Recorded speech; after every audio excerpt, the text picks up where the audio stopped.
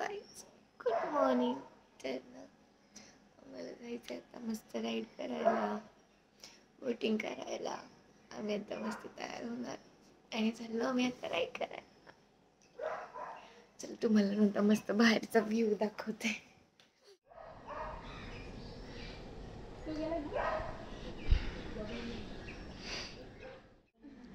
आपण या ठिकाणी आज उरलेलो आहोत. काल प्रवासादरम्यान खूपच दमल्या कारण असतो आज उठायला थोडं लेट झालं.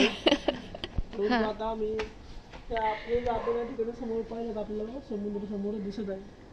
लाटांचा प्रचंड असा आवाजही कानाला येत आहे.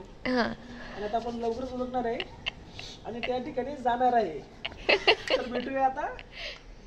बिना सनस्क्रीनचा बीचवर जायचं नाही, नाहीतर घरी जाऊन तुम्हाला कोणी ओळखणार नाही. कोण आले हे काळे माणसं?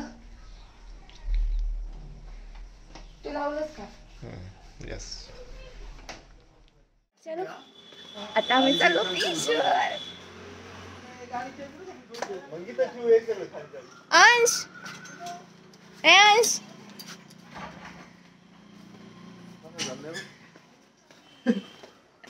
कपडे भारी बसलेत त्याला पण. आधी ओलं व्हायचं, आधी कपडे. अंजू, ए बघ कशा बघते, बघ कशा बघते. अरे पडलं पडलं पडलं पडलं पडलं. अरे अरे अरे अरे बघा.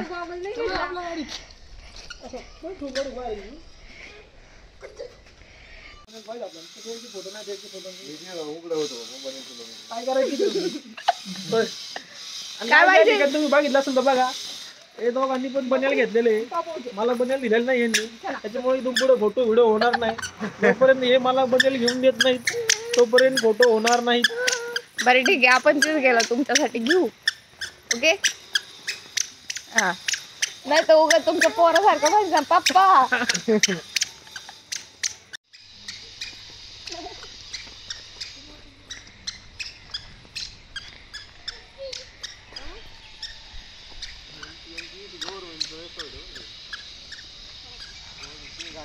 ये किती छान दिसतंय सगळं यार. चला समुद्र बघूया आता.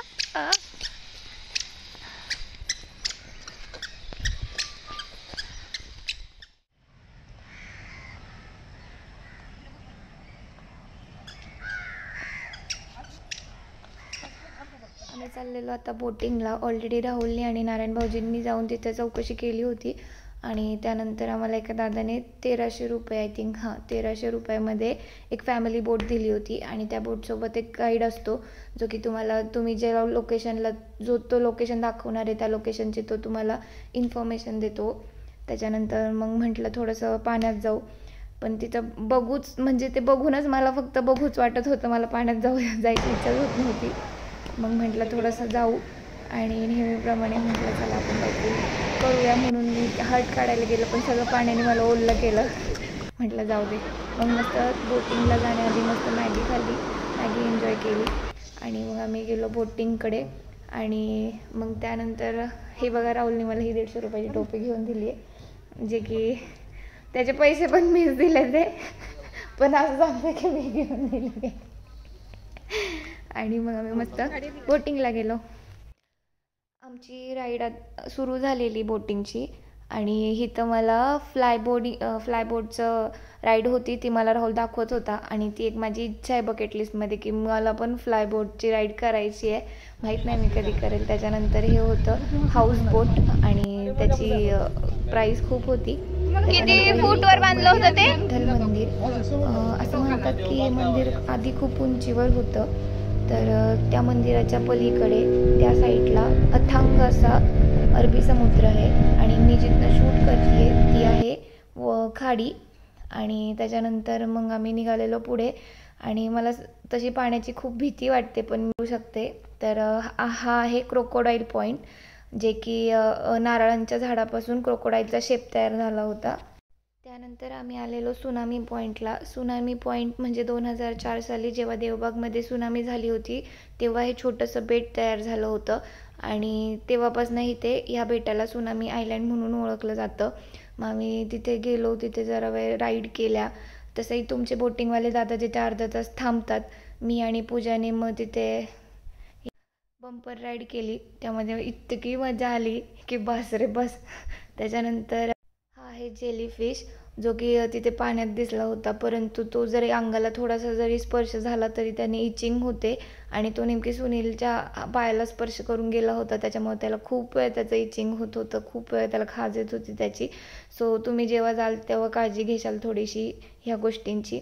त्याच्यानंतर राईड करून आल्यावरती मस्त मग तिथे बसून बेटावरती आम्ही वडापाव खायची इच्छा झाली म्हणून मग मस्त पाण्यात असं गरम गरम वडापाव घेतले आणि ते एन्जॉय केले. आणि त्याच्यानंतर मग आम्ही जाणार होतो संगम पॉईंटला, जे की खाडी पूर्णपणे समुद्राला जाऊन मिळते, जिथे की तुम्हाला पूर्ण अथांग समुद्र बघायला भेटतो.